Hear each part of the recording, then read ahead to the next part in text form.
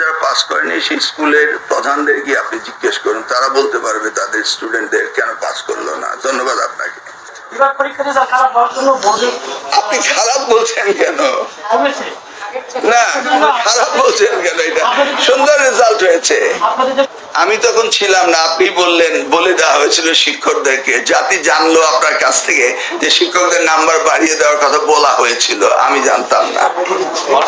আমাদের board, আন্তঃবোর্ডের chairman, উনি এইমাত্র আপনাদেরকে আনুষ্ঠানিকভাবে 18,29,485 জন শিক্ষার্থী আমাদের ছিল, সেটা উত্তীর্ণ হয়েছে 11,38,877 জন।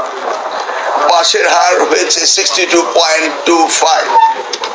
জিপিএ প্লাস পেয়েছে 1,16,676 জন। মানবিক নাম্বার কি? মানে আমি তো আপনার প্রশ্ন বুঝছি না। মানবিক কি আবার পরীক্ষায় কি? এটা আবার সহানুভূতি কি? এমন ধরনের পদ্ধতি সম্পর্কে আমার শিক্ষা জীবনের কোনো জ্ঞাতসারে নেই। 5ই আগস্টের বিষয়টা উত্তর দেওয়ার আমার প্রয়োজন নেই। আমি এবার থেকে যেটা নাম্বার পেয়েছে সেটা দেওয়া হয়েছে। শুধু নতুন সুবিধা যেটা হয়েছে, আগে পদ্ধতি ছিল যদি কোনো স্টুডেন্ট রি-এক্সামিন করতো তাহলে শুধু টেবুলেশন শিটটা দেখা হতো, সত্যিকার অর্থে ওই শিক্ষার্থী খাতা পাল্টিয়ে গিয়েছে কিনা এবং শিক্ষক যথাযথ নাম্বার দিয়েছে কিনা এই পুনর্পরীক্ষা করার ব্যবস্থাটি ছিল না।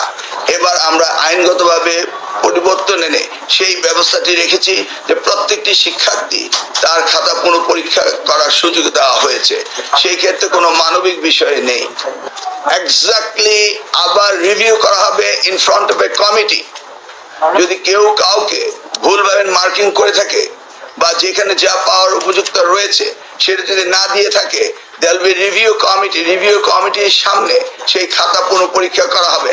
এক্স্যাক্টলি প্রত্যেকটি ছাত্রছাত্রী যা প্রাপ্য তা তাকে দিতে হবে। ধন্যবাদ।